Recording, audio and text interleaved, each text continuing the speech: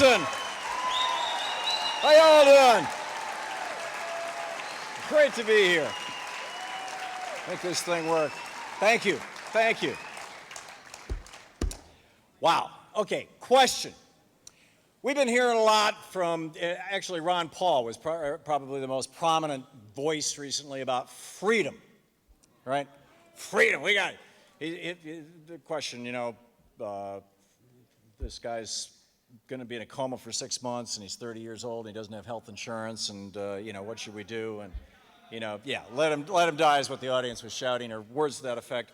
But, Ron Paul's answer was, let him be free. We've since discovered, by the way, that Ron Paul's campaign manager in his 2008 campaign died $400,000 in debt because during the campaign he got pneumonia, went into the hospital, died in the hospital, and his family is still trying to pay off that $400,000 debt because Ron Paul does not give health insurance to his employees. But in any case, it raises the question, what the hell is freedom? Right? I mean, this is a serious question. And I think, frankly, this is the question of our day, because what has been going on since Ronald Reagan came into office is that word freedom has been slowly and steadily redefined in the American mind, to the point that there's basically, a generation of people mostly who don't remember anything, they, because of the date of their birth, don't remember anything prior to Reagan, who are buying into this new notion. It astounds me the number, I get conservatives on my show to debate all the time. It astounds me the number of young people who have embraced this the libertarian notion, or this Republican notion, or this, whatever you want to call it, of what freedom is.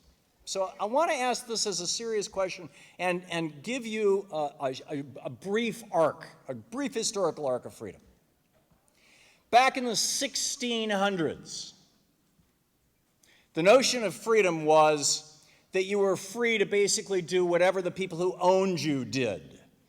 There was the kings and the lords and whatnot, and there were the serfs, and the serfs was 99.9% of the people, and literally the kings and the lords owned the people. And there was this big debate about this. In the 1630s, I think it was 1637, Thomas Hobbes wrote Leviathan, and he talked about, the nature of humanity. It was basically the beginning of both conservative thought in Leviathan, the notion that people are inherently evil, and that the iron fist of state or church must constrain them.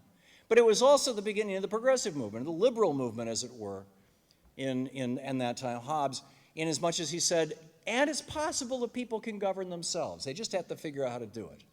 And this was like a huge revolutionary thing.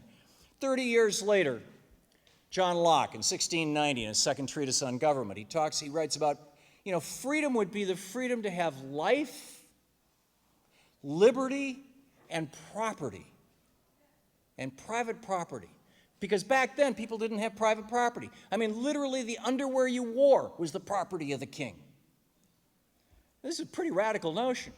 So fast forward 3 generations, almost 4 generations, to the 1770s. Thomas Jefferson sitting in a room, writing the Declaration of Independence, and decides, and has read Locke extensively, and decides, life, liberty, and property, yeah, it's kind of cool, but we've got property. How about, for the first time in the history of civilization, we put the word happiness into the founding document of a country?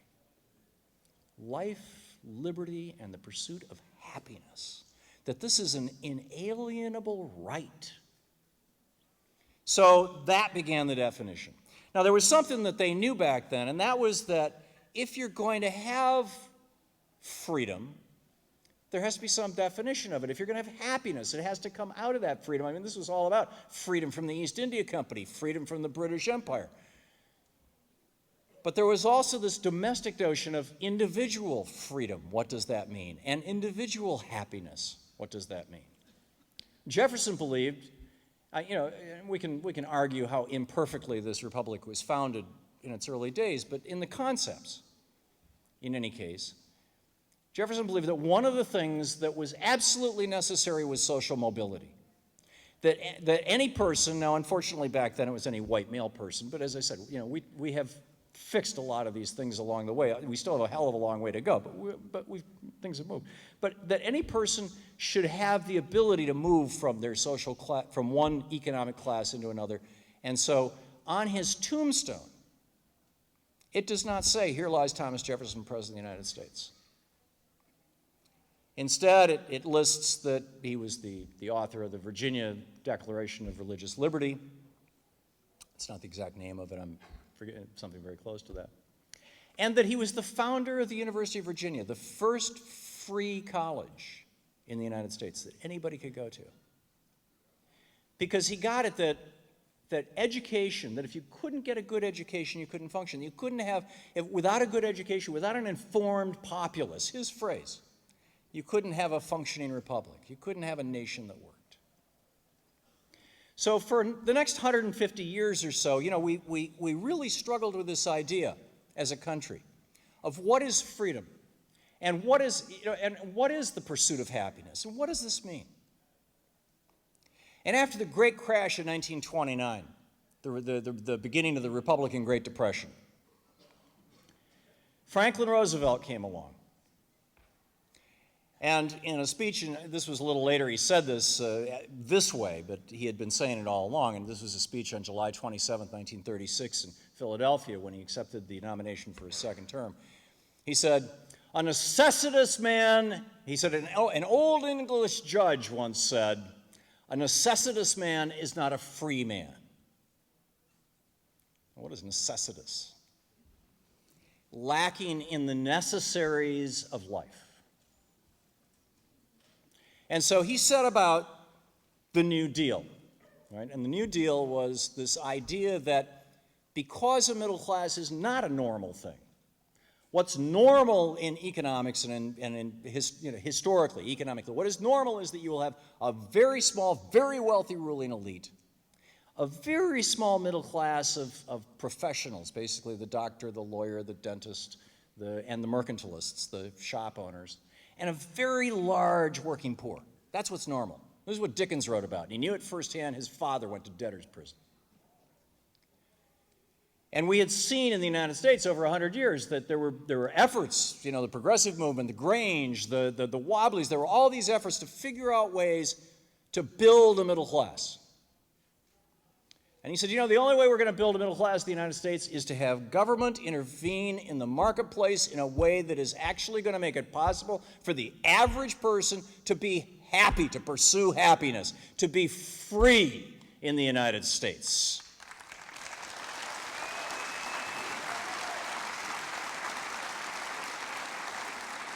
And so what we have come to do, what we did over that 40 or 50 years after that as a country is we said, okay, the freedom to go to college. I mean, it was Abraham Lincoln, as Barack Obama pointed out recently, who started the land-grant colleges.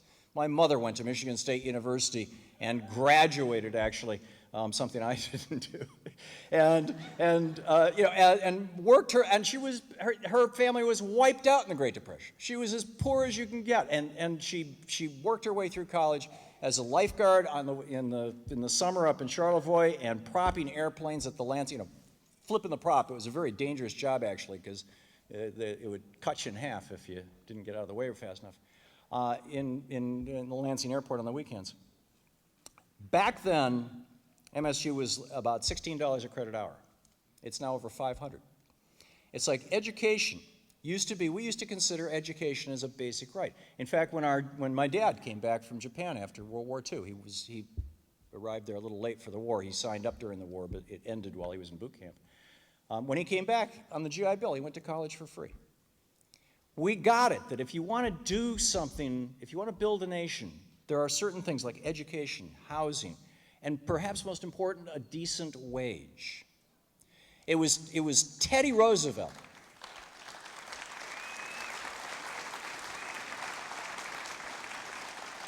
It was Teddy Roosevelt in 1912, and those of you who listen to the show, you've heard me play this recording over and over again. It was personally made by Thomas Edison.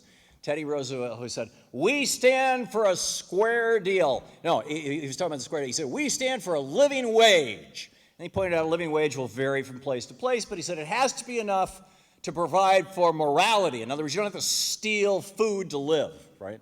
Which is, why so many of the people who got deported from England to Australia, because they were literally stealing food.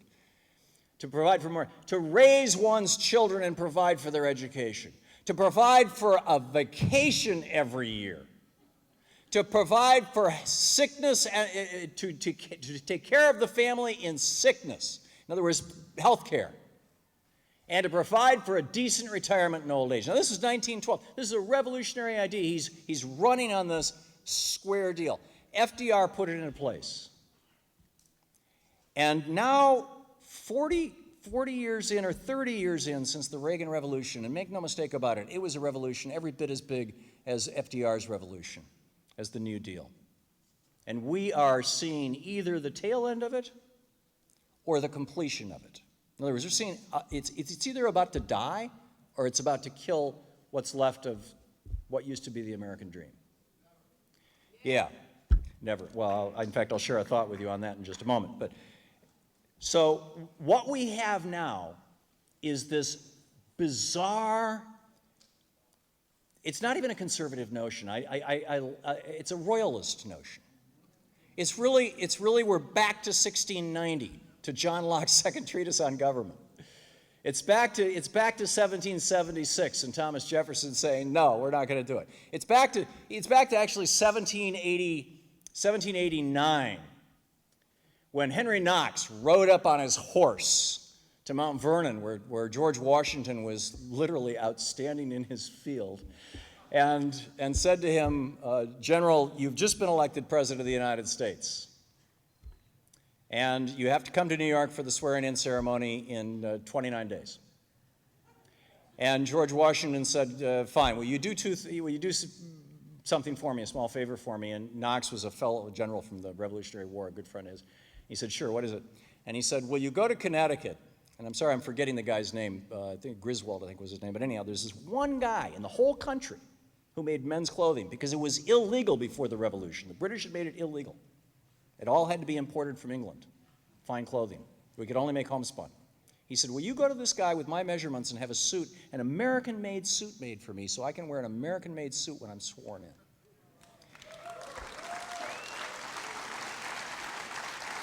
And Henry Knox rode to Connecticut and got that suit and got it back to New York in time for George Washington to wear an American-made suit for his swearing in. And we have so forgotten that.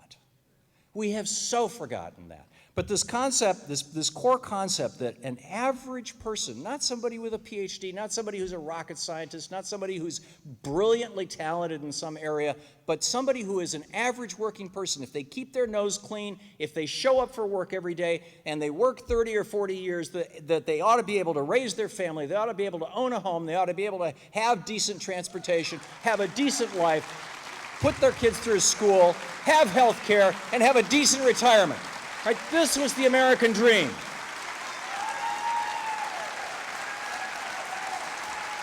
And every single one of those items is under assault right now by these Republicans in Congress and at the state level, from Scott Walker to John Boehner, the whole bunch of them, from the wage. How dare people make a decent wage? What? You can't. Look at these government employees. They're still making a decent wage. Slap rid of them. They want to drive, everybody should be making Taco Bell wages, right? Okay, so the living wage is under assault. The health care, just ask Ron Paul, it's campaign manager. You heard the story. Okay, health care is under assault. Education. Do you realize that 3 months ago, for the first time in the history of the United States, the educational debt, that is the money that people owe, mostly young people, but there's a lot of older people going back to school now, the money that people owe to pay for education, that debt surpassed credit card debt. It's over $1 trillion. For the first, all children left behind is where it's going. I mean, this is absolutely bizarre. And then on top of that, we've got, this whole movement to privatize our schools, and it just, it just goes on and on. So, healthcare. Healthcare, we pay twice as much as most nations in the world for healthcare, and our outcomes absolutely suck. We're 27th in the world in terms of general overall healthcare indices, and all kinds of, you all know the list. I don't need to recite it. We need I put as a chapter of my book, John mentioned, Rebooting the American Dream, one chapter is a title that I borrowed from Dennis Kucinich, who's going to come up next. And he had back 8 years ago, 10 years ago in a presidential campaign, I believe it was, suggested Medicare Part E, E for everybody, right? Just lower the interest rate to zero.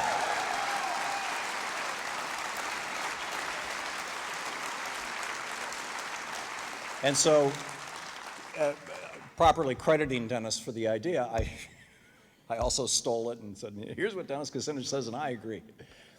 So if we just go through the list of the basic stuff of the New Deal, there is, and not only that, now they want to say, oh, you know, clean water, that should be given, you know, if you want clean water, it should be provided to you by a corporation. You know, it's a clean air. Who has a right to clean air? I don't see that in the Constitution. That's not one of the enumerated rights. I mean, it's just I could go on and on with the list, but I think I'm not. In fact, what I want to do is end with a letter that Thomas Jefferson, since I started more or less with him, wrote. Let me set this up first. And back in the election of 1796, the second president, you know, this was the end of the George Washington term. At that time, the Constitution said that whoever got the most votes was president, whoever got the second most votes was vice president. And the guy who got the most votes was John Adams, and the guy who got the second most votes was Thomas Jefferson. Adams was a Federalist, which today we'd call a Republican. Jefferson founded the Democratic Republican Party, which dropped the word Republican from its name in the 1830s. He founded what is the oldest party in the history of the world, the oldest functioning political party, the Democratic Party. So they were very politically different. Their worldviews were very different. And 2 years into the Adams presidency, John Adams decided that he was sick and tired of people speaking ill of him in the newspapers. And what pushed him over the edge was Ben Franklin's grandson, Benjamin Franklin Bach, who published an editorial in the Aurora, Massachusetts newspaper that referred to him as, and I quote, old, querulous, bald, blind, crippled, toothless Adams. This really seriously pissed off John Adams. In fact, it pissed off his wife even more, Abigail. It was her idea that whenever they came through a town, they had to fire, the local militia had to come out and fire cannons into the air, and everybody had to shout, "God save President Adams." I'm serious. In fact, just an anecdote about that, there was a town drunk by the name of Luther Baldwin in Newark, New Jersey. In 1799 this was. And Luther Baldwin was sitting in the bar, but he didn't realize that the bartender who was the owner was a Federalist of, Adams' party. And Adams and his wife come through town in the carriage, and so the local militia has to go out, and they're shooting the guns and the cannons, saying, "God save President Adams." And Luther Baldwin turns to the bartender and says, they're firing the cannons because Adams is going through. I don't care if they fire one up his arse. The bartender turned him over to the police, who informed the president, who ordered him arrested, and Luther Baldwin spent the next year in prison for violating the Alien and Sedition Act. That's what that law was about. John Adams put 20 newspaper editors, shut down 20 newspapers and put 20 editors and publishers in prison within a month. Matthew Lyon, the congressman from Vermont still only has one congressman. It was Bernie Sanders for a long time. In fact, that's when he started on our show with our Brunch with Bernie. Matthew Lyon, the congressman from Vermont, stood up on the floor of the House of Representatives after this law was passed and called out Roger Griswold. That's where the Griswold was. In any case, he called out Roger Griswold, the congressman from Connecticut, and said, "You and John Adams are just acting in the interest of the rich, and you don't care about the interests of the working people and the poor." And Griswold grabbed the poker out of the fireplace there in the house and came across to beat him up. And anyhow, the upshot of it was that Adams had Matthew Lyon arrested and shipped him off to Vergennes, Vermont, where he sat for 2 years in an unheated jail cell, and in the election of 1800 ran for re-election and won.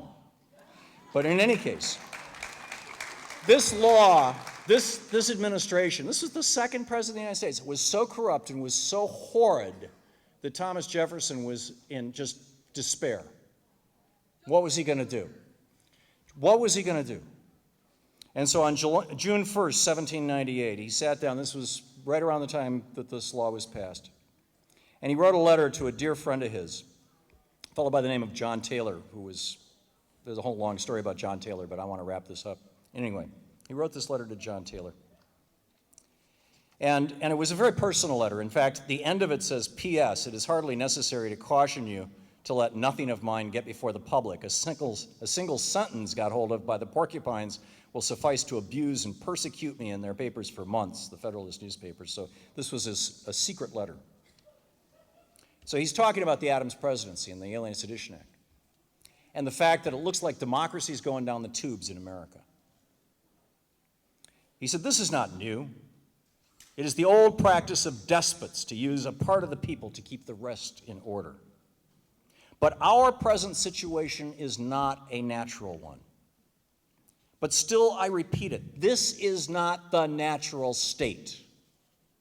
A little patience, and we shall see the reign of witches pass over, their spells dissolved, and the people recovering their true sight, restoring their government to its true principles.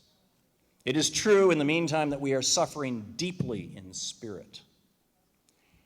If the game runs sometimes against us at home, we must have patience till luck turns. And then we shall have the opportunity of winning back the principles we have lost. For this is a game where principles are the stake. And give it up for Thomas Jefferson. So the point that I want to leave you with is that what is freedom? What is the pursuit of happiness? What does it mean to be necessitous? What is the proper function of government? These are serious questions that are actually being asked and debated in America right now. And probably it's a good thing that we start having that debate. I want to have that debate loud. I want to have that debate in a public forum as often as possible. I want to take it to these guys who say, no. Freedom means the freedom to die in the gutter. I want to take it to them, and I want to educate the next generation about this, and I need your help doing it, Tag. You're it. Thank you.